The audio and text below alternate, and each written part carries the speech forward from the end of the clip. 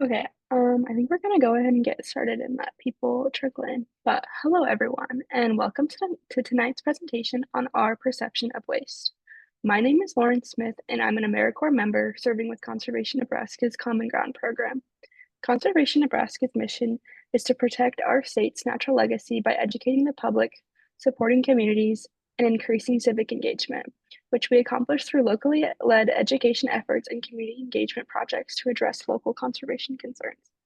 Before I introduce tonight's speaker, there are a few rules to go over for those joining online.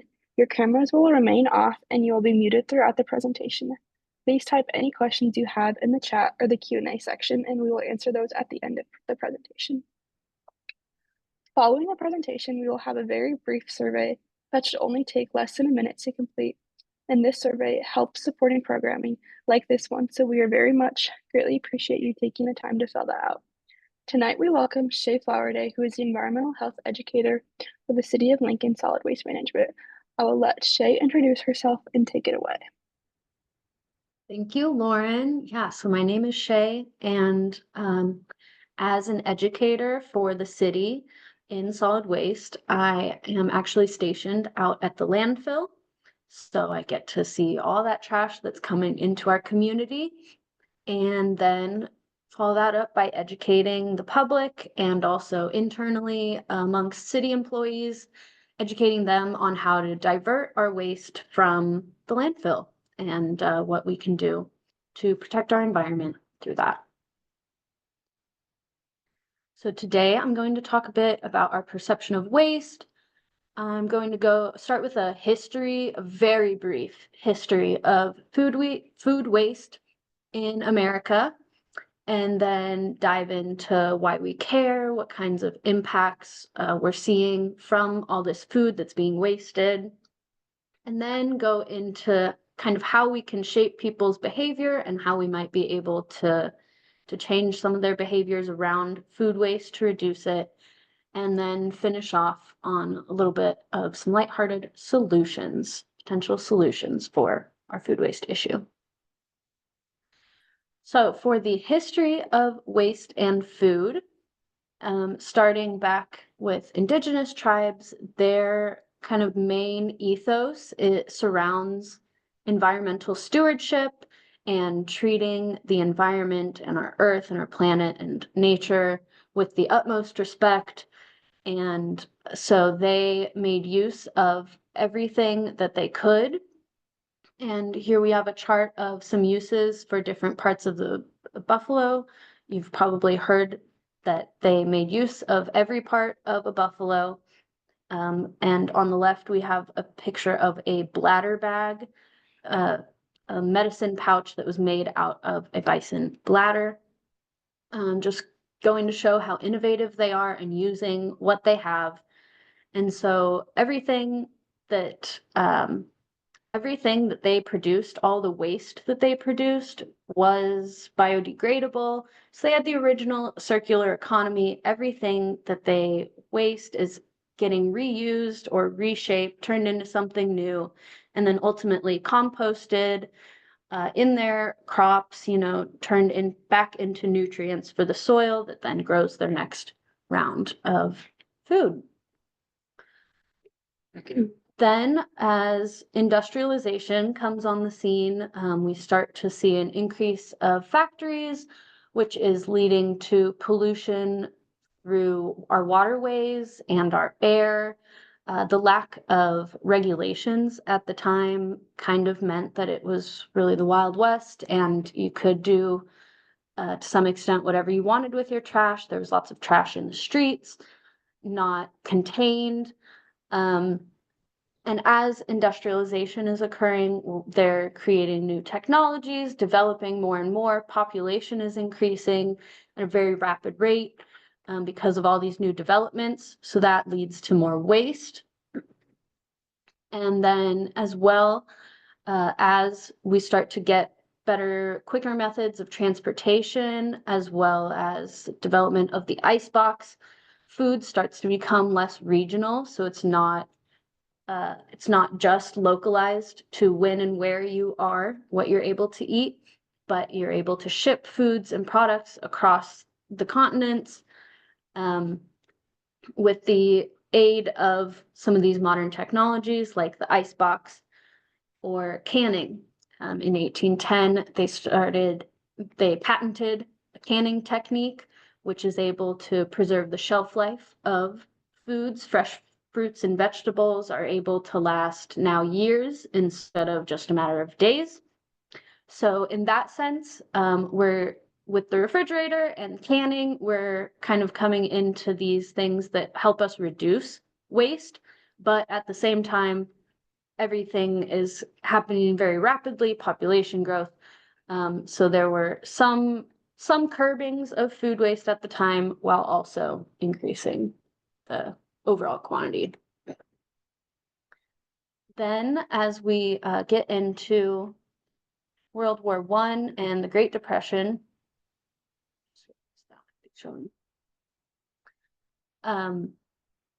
it becomes a big campaign to reduce your food waste because across over in Europe, all of their farmers have become soldiers now, and a lot of the crop land has become battlegrounds. So they needed to outsource a lot of their food to us in the United States. So we were kind of that final key, as they phrased it, to solve the war, fight the war. And as you can see, food is a weapon. Do not waste it. And so it becomes really common to ration food and make do, use all the scraps and get creative. And then as we get to the Great Depression out of World War I, then we see a surplus in crops that are having to rot on the fields because we've doubled our agricultural production, but now people can't afford the fresh foods, so they are going to rot. So that's kind of what food waste we're talking about in that era. And then as we get out of the Great Depression and kind of into World War II, there's an increase in food production and people are gaining their feet back kind of, so more purchasing of food. And then we get to 1950, where we now have synthetic fertilizers. So nitrogen fertilizers are being land applied in vast quantities. We're improving yields and improving farm equipment. So this increase in supply leads to lower prices. So now people are able to buy more food again. And now suddenly food has gone from this super important, like we have to save all of our food, it's how we're going to win the war. Now suddenly it becomes garbage, and we can just put it in the garbage disposal and get rid of all our messy, icky food waste. So that is kind of the time where the national perception of food waste kind of shifts and goes from being something of immense value to trash. And now today we are at a point where about 1/3 of all available food goes uneaten in the United States, which equates to about 1.3 billion tons of food waste. And we in America are the biggest culprits per capita. We waste the most food. And when we are throwing this food away and when we're wasting food, for the most part, it is going to be disposed of in a landfill. There is a hint of composting, but overall majority, I think about 80%, is going to landfills. And in fact, it's the single most common item found in landfills.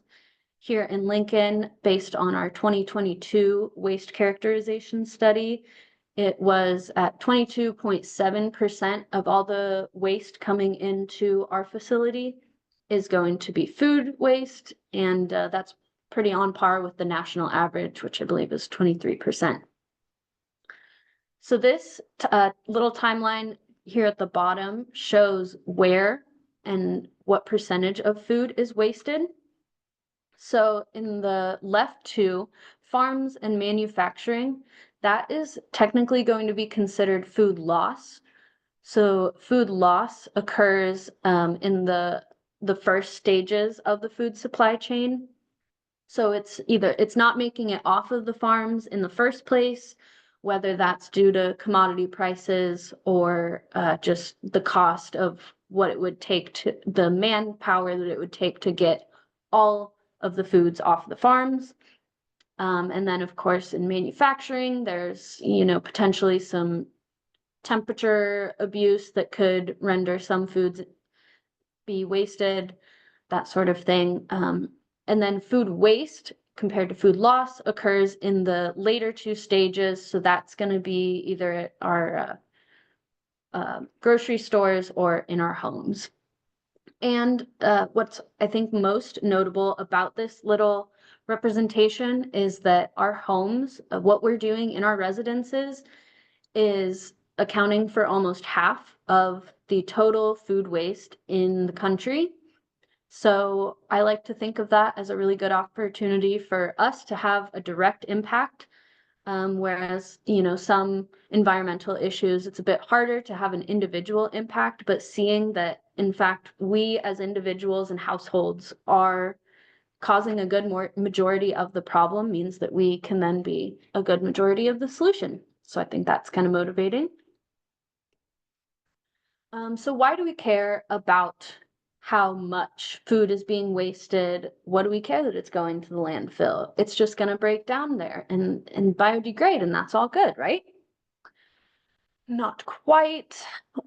So finances and the economics of this food waste are a big thing to consider, and potentially a big way to trigger people to care and be motivated about fixing their food waste.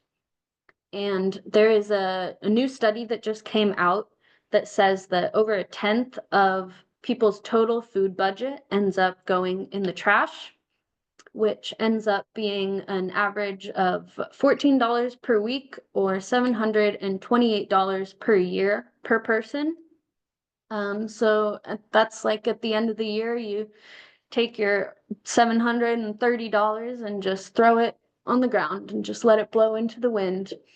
And that's what we're doing with some of our food that has gone through all these stages. And, so many hands have touched this food and made sure that it gets to our homes and onto our plates. And then we are just disposing of all that work that went into it. Globally, the estimated cost of food waste is $1 trillion. And in the US, that equates to $310 billion as of 2021. And that is just taking into account the cost of the food itself on average, and not the cost of, everything that happened in the stages before it, and transportations, those sorts of things. Another negative impact of food waste is that while everyone for the most part is wasting food, we also have families that are going hungry and experiencing food insecurity. So as a whole, our food system does not have a food scarcity issue. We just have an issue for accessing and getting food to the correct people. So in the US, we have 13.5 million households that are experiencing food insecurity at any given time. And just in the food that we waste, we have produced enough calories to feed 150 million people in the United States. So you can see that is just an upsetting statistic, quite honestly, to see that there are all these people that we could help and feed if we just funneled that food and got it to the right locations at the right time. Granted, it's a very complex system, so easier said than done, certainly, and then potentially the biggest negative impact of food waste is just the waste of resources, as I've kind of briefly touched on just everything that goes into each stage from the farm to the table. Each of these steps is going to have a ton of inputs. So whether that be land or fertilizer, pesticides, water, energy, labor, all of these that go into each stage, then by the time we waste it at our homes, all of these greenhouse gases that have been emitted at each stage, as well as all of the inputs, just kind of go into our landfill. So for example, the land that that would grow the amount of food that we are throwing in landfills right now, that those crops could fill all of California and all of New York just from food that we end up throwing away. So imagine if we could, use that land for other uses or just get more efficient in that system. And when we throw food away in our landfill, in our garbage can, yes, the food waste does break down. And as food waste decomposes, it releases gases. And in the landfill, these are called landfill gases. And about 50% of landfill gas is carbon dioxide, about 50% is methane. And methane is going to be the greenhouse gas that we are most concerned about because it is such a potent greenhouse gas. And then there's just a touch of volatile organic compounds also in that landfill gas. So landfills are the third largest producer of human-caused methane emissions. And you can see that our number one emitter is livestock. So if you take into account the entire food system, we're looking at a good majority of the methane that we produce in the United States and globally is coming from our food system. And then the 17% of methane emissions isn't even taking into account if meat is getting wasted, if that beef from those cow farts, quite frankly, is getting wasted, then that isn't going into the 17%. And we do in Lincoln have a landfill gas system. So we have a series of wells and pipes that we drill deep into the landfill. And then it works like a vacuum. You flip the switch on and those tubes all suck the gas into these chambers that then are run by Lincoln Electric system and are used to power homes. But even with this landfill gas system in place, most of the methane that is getting emitted from food waste as it breaks down, that is all going to occur in the first 3 years of after you've put that trash into the landfill. And most of the time our new wells and those pipes in our landfill gas system are not getting put in until maybe 5 years after that specific trash has been there. So most of that methane is inevitably off-gassing into the atmosphere. This just kind of dives into why we care so much about methane. As I said, it's more potent than carbon dioxide, and it is shorter lived in the atmosphere. So because of that, sometimes you'll see stats that say methane is 80 times more potent than carbon dioxide. So that's going to be more on a 20-year time frame because methane only lasts in the atmosphere for 12 years. So for those 12 years, it's going to have a huge impact on our greenhouse gas in the atmosphere. And then sometimes you'll see the 28 times more potent than carbon dioxide number, and that is going to be on a 100-year time scale. So even in a century, methane is still significantly more of a problem than carbon dioxide. So with all these negative impacts, we are trying to get people to reduce their food waste, of course. And as educators, that is one of our main goals right now. We have an EPA-funded recycling education and outreach grant that we are currently in the midst of, that will hopefully help us gather data on how people kind of attitudes towards these topics and food waste and getting them to reduce their food waste. So in 2023, the EPA shifted from a wasted food hierarchy to a scale. And this is their updated scale. And as you can see, the most preferred option would be to not waste food in the first place. So that is going to be through strategically planning your meals and eating all your leftovers, etc. And then it kind of just goes down the line. And we ideally, if we cannot altogether prevent that food waste, then maybe we could donate it to people or to animals.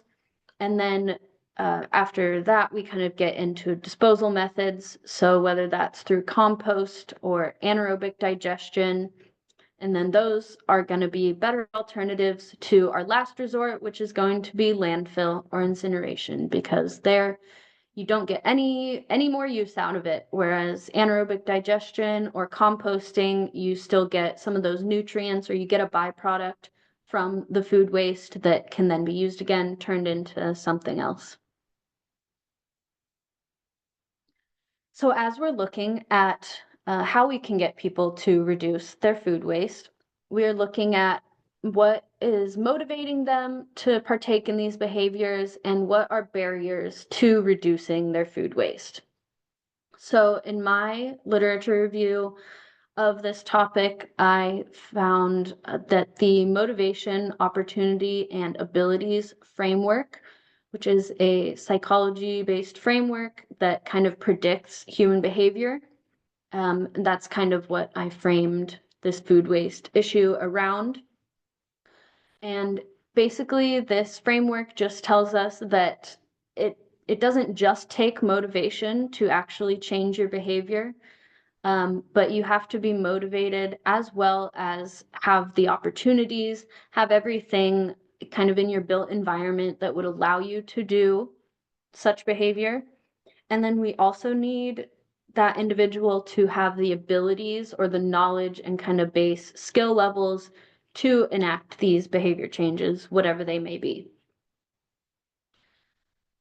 So for abilities and what kinds of abilities affect people's food waste, this is going to be what kinds of knowledge and skills people are coming in with and how they can reduce their food waste from there. People, for the most part, learn how to interact with food through their families and friends growing up and working in restaurants, or they teach themselves what they think is right and wrong in the kitchen. Another ability that someone may or may not have is understanding how Best Buy dates work. And we know that, in fact, there is a lot of confusion in the United States about what expiration dates mean, how important they are, and people follow those at different levels. So knowing, having the knowledge that you do not have to follow those in order to be food safe is something that maybe not everyone is starting out with. And then for a disposal option instead of prevention of food waste, starting a compost pile could have a barrier associated to it, and you may not have the knowledge or skills to start a compost pile. And we only currently have one curbside composting hauler. So if you're not able to access that and don't know how to start a compost pile, then your only method that you're left with for disposal is going to be landfilling.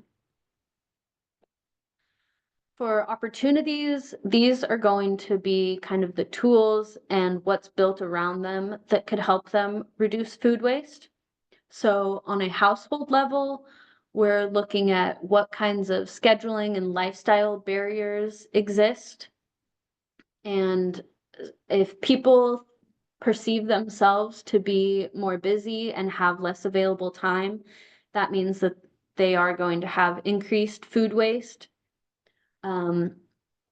Another opportunity would be something like having a refrigerator set correctly to an accurate temperature. And if you don't have that, then that is going to lead to more food waste.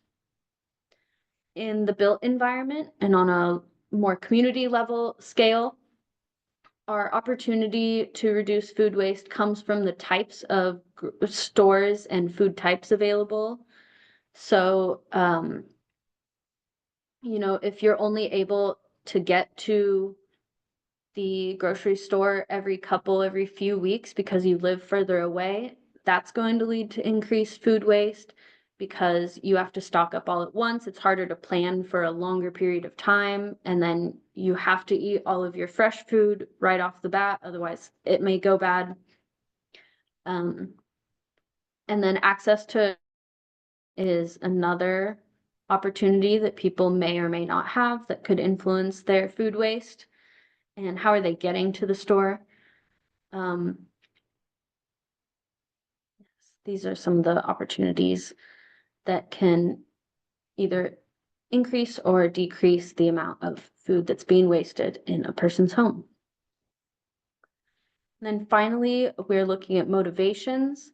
So given that people do have the abilities and adequate opportunities to reduce their food waste, what is going to be that final push that gets them to want to reduce their food waste? And it's been found that the primary motivator is going to be finances. So really emphasizing how much we're throwing away in food, and with inflation, that is becoming more and more of a concern. And in ReFed's recent study, they found that finances was also the greatest motivator, and 81% of people said that finances were their top concern regarding all food topics overall. So another motivation for some people is the ethics of it. So they know that wasting food is wrong. They may know that it has environmental consequences, and they know that there is food insecurity, so it feels wrong to throw away food that you're able to eat when others are not. So that kind of sense of guilt can sometimes be a motivator. The motivation of environmental consequences is typically a less common response in the types of surveys and studies that have currently occurred.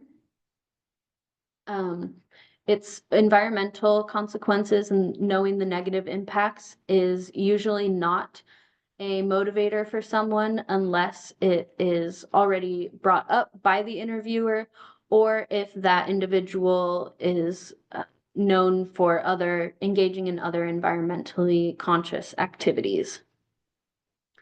And then kind of going hand in hand with ethics, other negative emotions can be associated with throwing away food, whether that's frustration with yourself, anxiety about wasting food when others don't have that food to waste, and just overall guilt can all be motivators for reducing your food waste.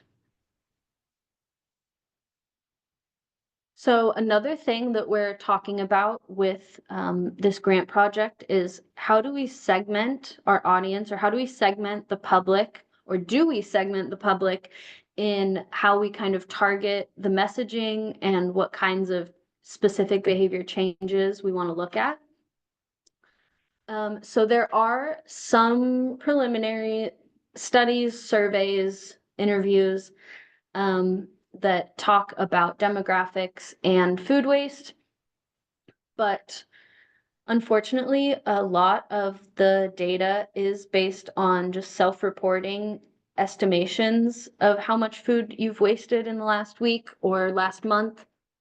So there is that self-reporting kind of bias. So it is really hard to gauge officially how that is. But overall, we can be pretty sure that the larger the house is, the more food that they're going to waste. But on a per person level, it's usually about the same or even a bit lower than a one person household. We also know that having children in the house, regardless of how many people total are in that house, having children increases the tendency towards wasting food.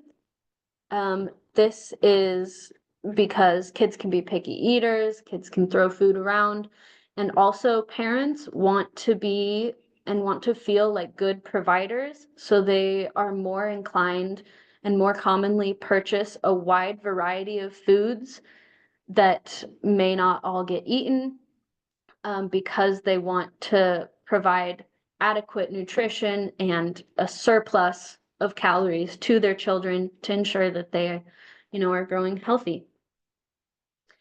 Another way that we could segment is through income. And these two graphs are from the Refed and Gallup study that recently concluded. And what they found was that on average, higher income households did waste a bit more food than lower income.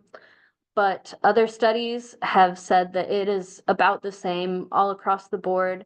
So regardless of income, you're going to be wasting pretty similar amounts of food, which is kind of interesting when we think about how finances are the majority of people's top concern.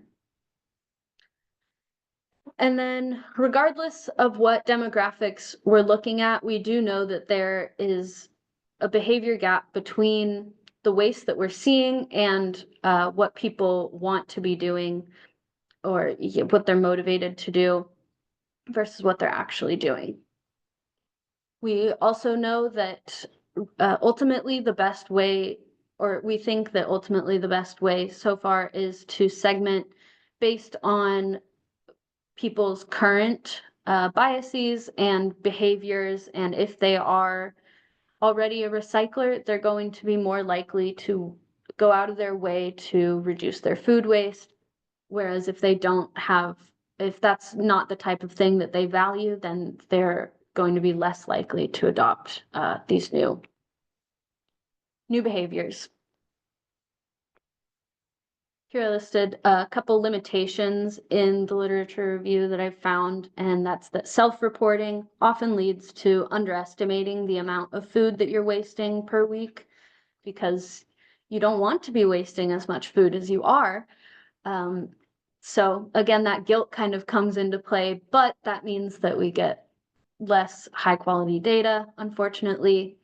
And then if we were to accurately measure food waste through something like a waste audit, which would be someone going to each person in the study's house and sorting through their trash and physically determining how much food waste is going into that bin each week, that is going to be very costly and very time intensive.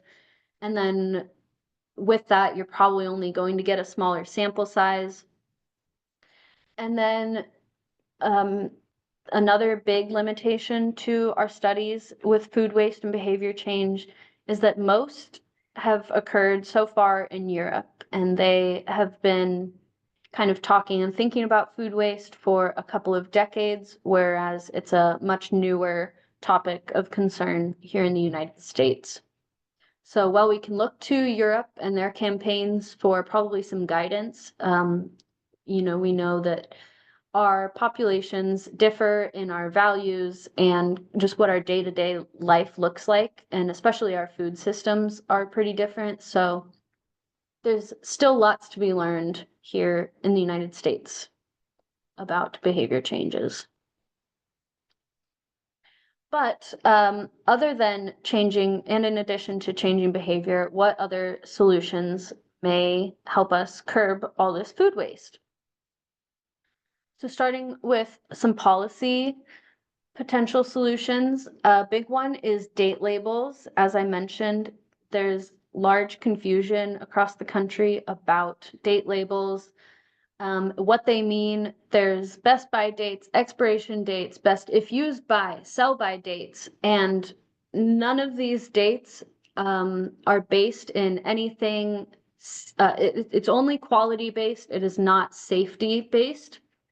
So it's completely unregulated. The only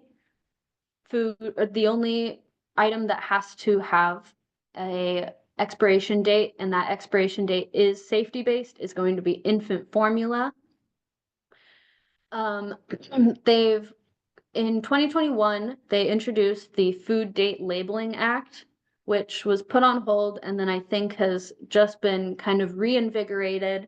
And that would be to standardize date labels across the country and kind of get rid of all these different terms and what they mean and what state requires which specific term. So, for example, California may require that container of eggs have the best by date, but uh, New York requires that it has a sell by date. So if that manufacturer is selling in both of those states, they will just put the different words, but the same date. So it really is just unregulated out there as to what those dates mean. Whereas the best thing you can do when you're determining whether your food is safe to eat is just using your senses. So smell, and if you're bold, taste and see if it is gone bad or not.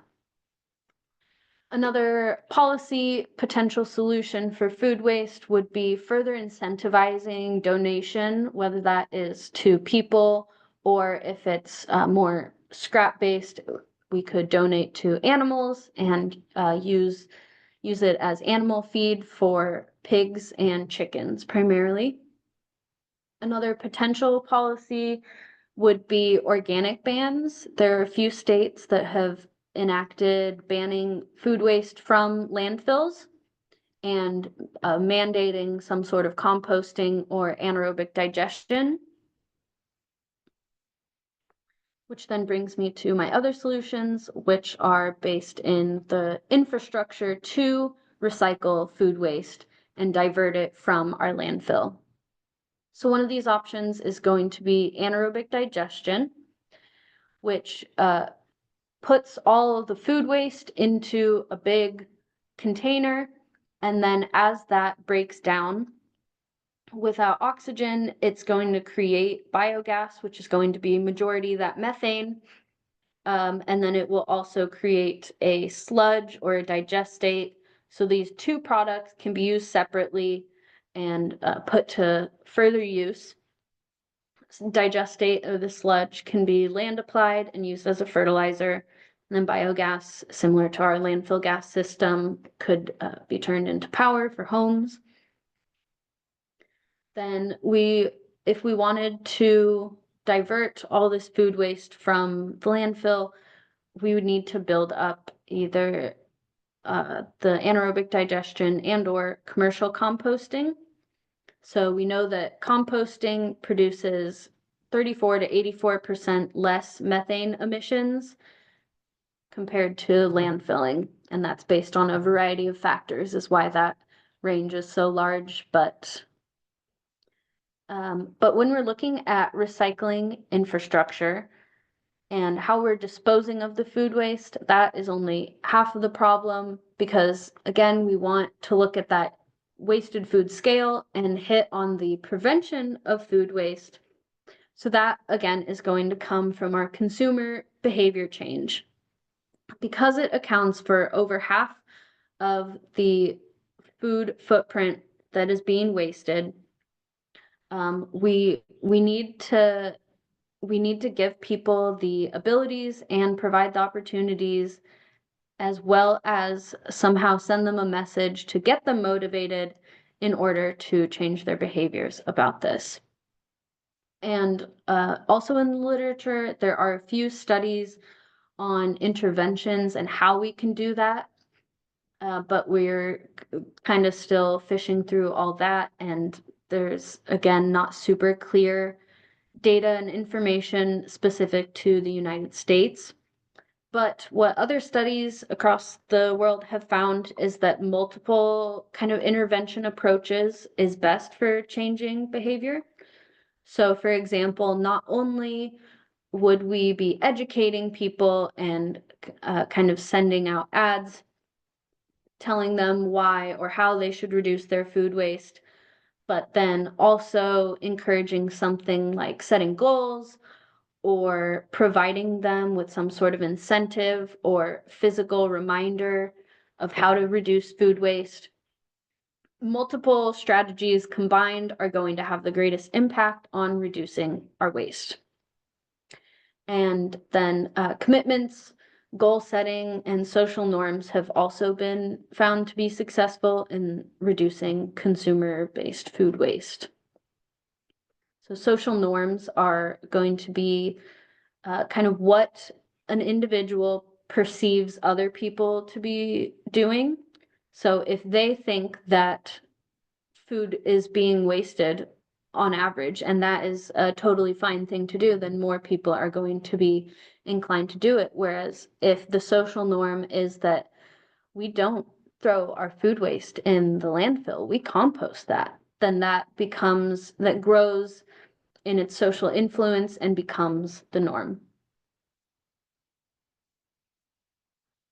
So on a very personal level, I wanted to share some potential solutions on how you can reduce your own food waste in your home.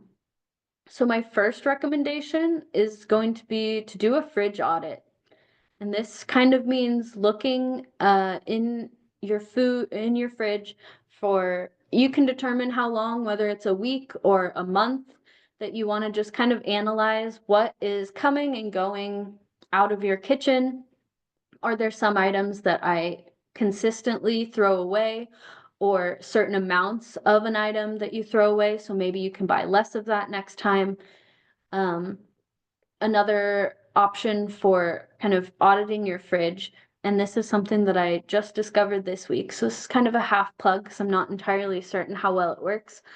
But this app, and here's the little app logo. If you want to download it, it is a food waste tracker, and I just started using it this week in my kitchen. And you just log every time that you go to the trash to throw something away, and you say if it was an inedible scrap or if it was edible food, and then a rough estimate through, like, a closed fist is a cup of food and a thumb is a tablespoon of food. So you kind of estimate the volume that you're throwing away, and then it'll keep track of that and show you what food you are and are not wasting. Another way to reduce our food waste is planning ahead of time before you go shopping, and not only having a list, but also sticking to that list is very important for reducing our food waste. And as I mentioned earlier, if you take larger, less frequent trips to the store, you're going to have more food waste on average. So doing the opposite and going more frequently to the store and doing smaller runs is going to usually lead to less food being wasted. As I said, looking at, or disregarding rather, in some instances, the date label is another thing that you can do to decrease your food waste. Using your sight and smell are going to be the most important for determining whether food is bad or not. And currently 30% of people always throw away food after the date that is on the label, when we know that that food is likely most of the time not gone bad yet. Another option for reducing food waste is reducing your meat and dairy consumption. And this also goes hand in hand with reducing sort of your emissions from your food habits. meat and dairy create lots of greenhouse gas emissions. You saw that livestock and those cow farts are 37% of human created methane. So they account for a lot of greenhouse gas emissions, and water and land. Also, eating local is another way that you can reduce the impact that your diet has, because the average bite of food travels over 1,300 miles to get to your table.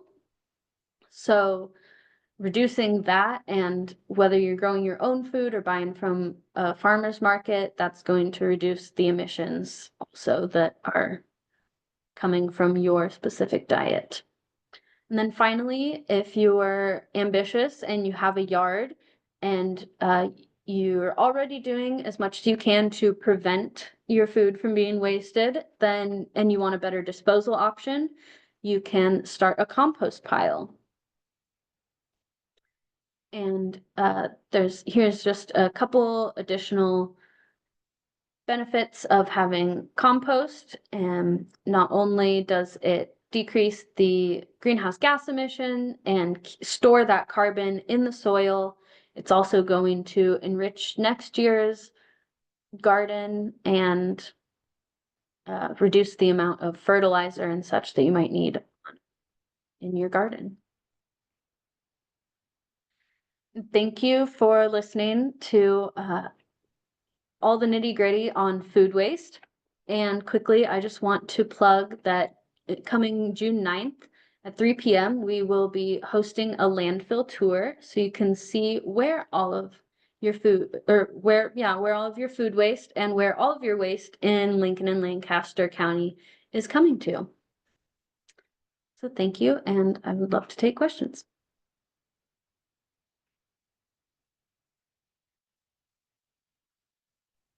Thank you, Shay. That was amazing. We already have some questions rolling in. I just sent in the chat the link to the Facebook post for that landfill tour that's happening on June 9th. If anyone is interested, it's like a once in a lifetime opportunity. They usually don't do events like that open to the public, so it would be a really good chance to check that out if you're in Lincoln. Just to reiterate, like I said earlier, we just sent out the feedback survey and would greatly, greatly appreciate it if you took time to fill it out. It will take less than a minute and it helps with programming events such as this one. Okay, I will start answering questions, but in the meantime, as I just said, if you could fill out the form, we would greatly appreciate it.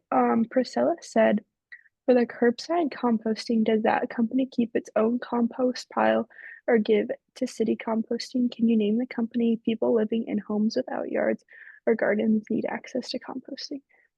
Yes, that's a great question. I realized that I didn't even mention who that was. That is going to be Uribe Refuse in Lincoln. And they currently, I believe, send their compost to Prairie Land Dairy in Firth, Nebraska, and they have a large composting site there. Did that answer the question in its entirety? I just typed it out in the chat because Uribe is kind of hard to spell. And then someone else is asking, what is the best way to educate community about food waste and safe disposal of food? Yeah, that is ultimately what our grant is kind of focusing on.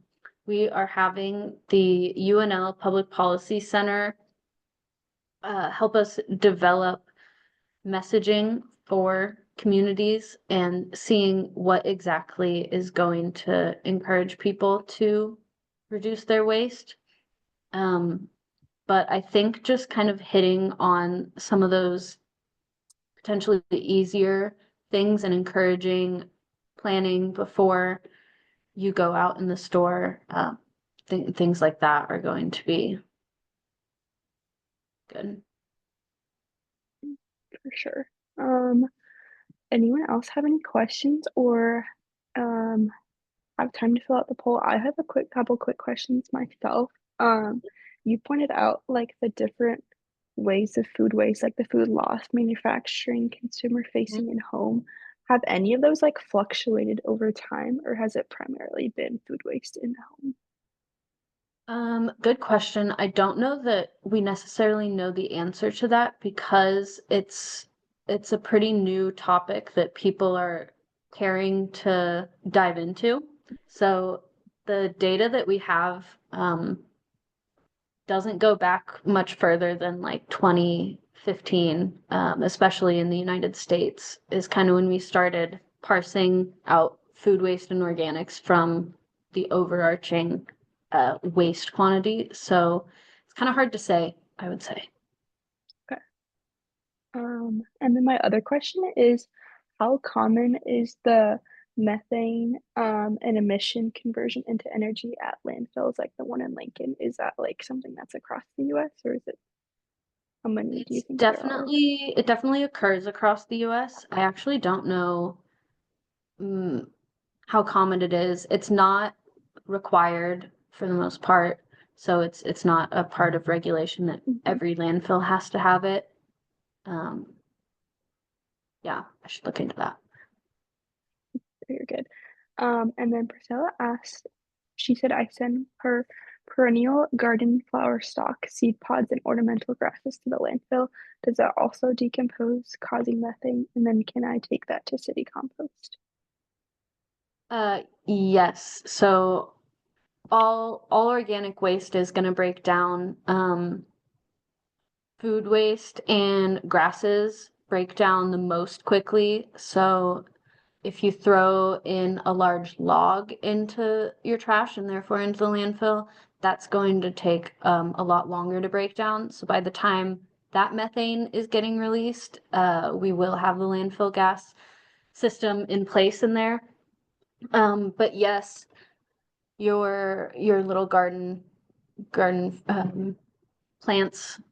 they are going to cause some methane when you throw them away. And we do yard waste composting at our landfill site. So that's typically going to be leaves and grasses, um, and you can compost that. And that yard waste is an additional service that you could get with your hauler as well. Thank you. Does anyone else have any final questions? Say this was an amazing presentation. I took a lot of notes. Very eye-opening. Um, If we don't have any more questions, I think that concludes our webinar tonight. If you haven't gotten a chance to fill out the survey that was launched, I will reiterate how we would greatly appreciate if you took, the time to fill it out. If you want to share this with someone who hasn't or who wasn't able to attend tonight, or if you want to watch it again, this webinar will be posted on our YouTube in the near future with all of our past webinars. Thank you so much for attending tonight's webinar and learning more about our perception of waste. And most importantly, thank you, Shay, for this presentation and giving us your time and talent. I wish everyone a good rest of your night. And thank you again, Shay. Thank you for inviting me, and thank you Of all for course. attending. And please feel free to reach out to me, either give me a call or an email if you have any recycling or food waste questions or anything like that. I'd be happy to answer. Thank you so much.